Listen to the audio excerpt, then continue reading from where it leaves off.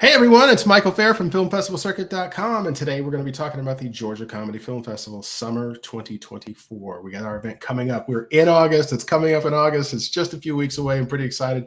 August the 28th is when we're going to be doing it. We're going to start out at 4 p.m. with some networking. We have our Atlanta Film Industry Networking Group all meeting at 4. The networking is completely free, and I hope that you'll join us in the theater at 6 because we will also have an awards program, and then at 7 we'll be screening films till you drop. It's all comedy films. So everything you can think of, from music videos to drama to dark comedy to romantic comedy to mockumentary to just about everything you think of. And we have animation. Animated comedy is definitely one of the favorite parts of the festival. So creative, gives us such a different look. And one of the films that has been nominated for the Best Animated Comedy Film Award is my number one. We're joined by Ros and Tan. Thank you so much for being here. Thank you so much for having us, Michael. Thank you. Well, Ros, this is, I got to ask, what is this film about?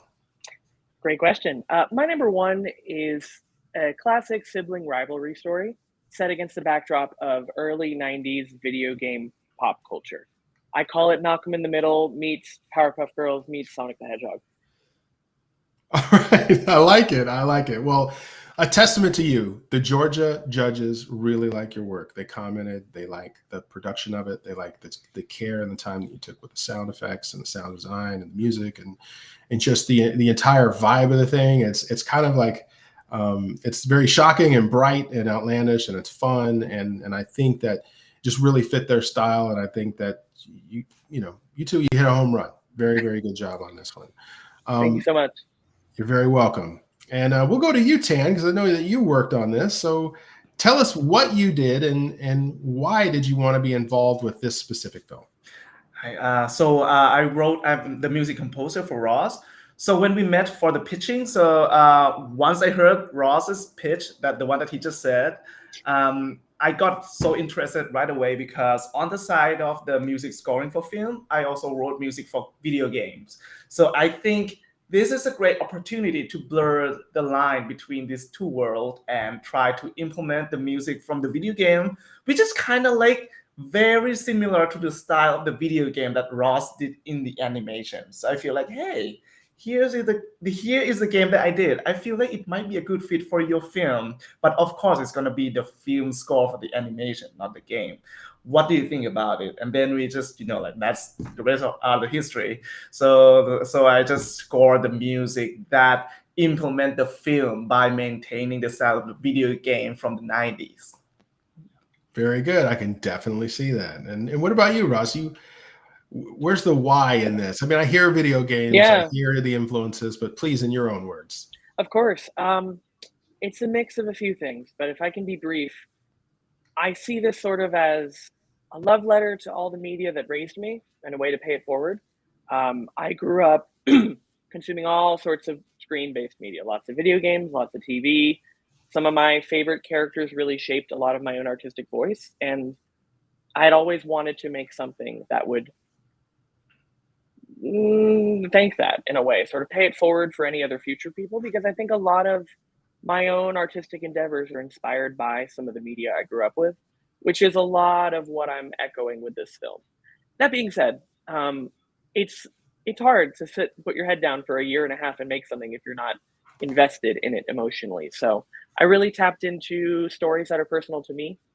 I have a twin brother, and funny enough, so I should also mention, it's a sibling rivalry story where two brothers are fighting over a video game, but they're also fighting with each other. So it's a little more less about the game and more about learning how to play nice with your sibling. That's something I learned the hard way growing up as a twin. And funny enough, my mom was in a twins club, so I grew up around many other twins. And what I think is very funny about that is when you hear stories of siblings, there's always this idea that you're supposed to play nice and make up, but I think fighting is a way to negotiate conflict and emotions and personhood.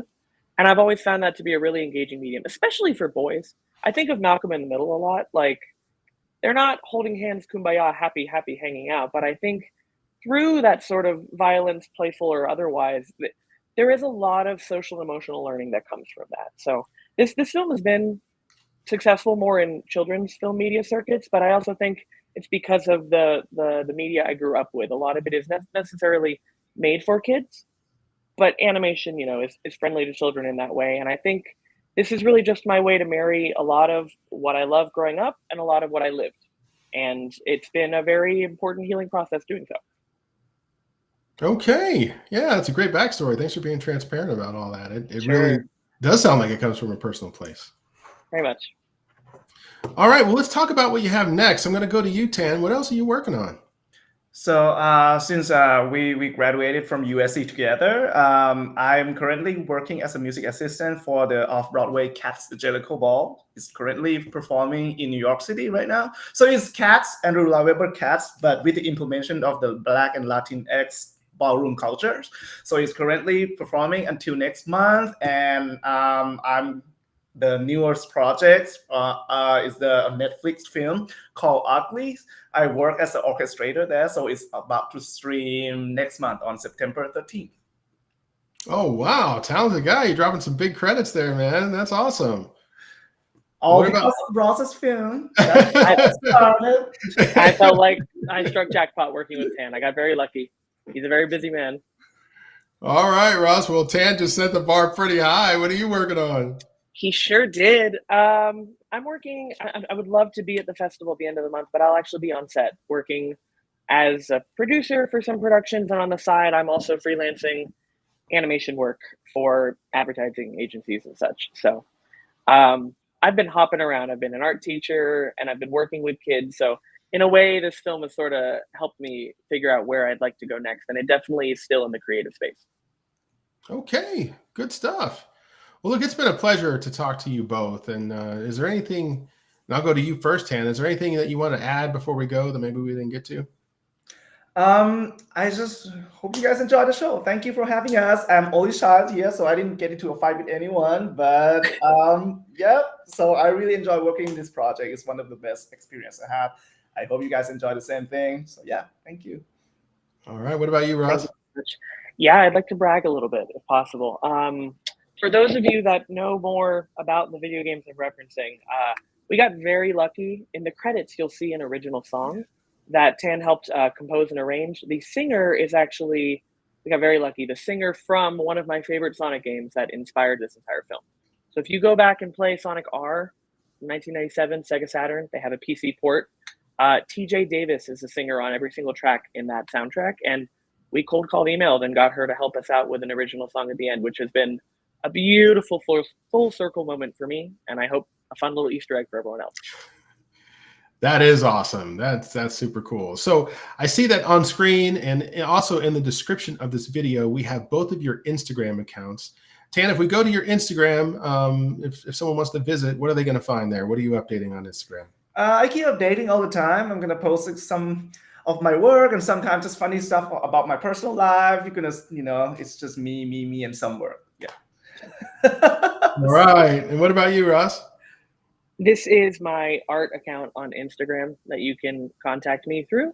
It has updates throughout my production of this film. I've been a little offline lately because I've been burnt out from the film itself, but you can easily reach me there. You'll see a lot of my art and any other projects I've done in the past. I've worked in video games, on some other productions, and have a fine art background in paintings and galleries and such. So all sorts of pretty little pictures made by me can be found down there.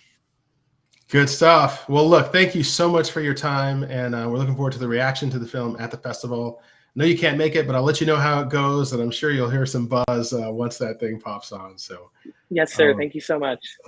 No problem. Best of luck to you both. Have a good one. All right. Thank you. Take care. Bye, guys.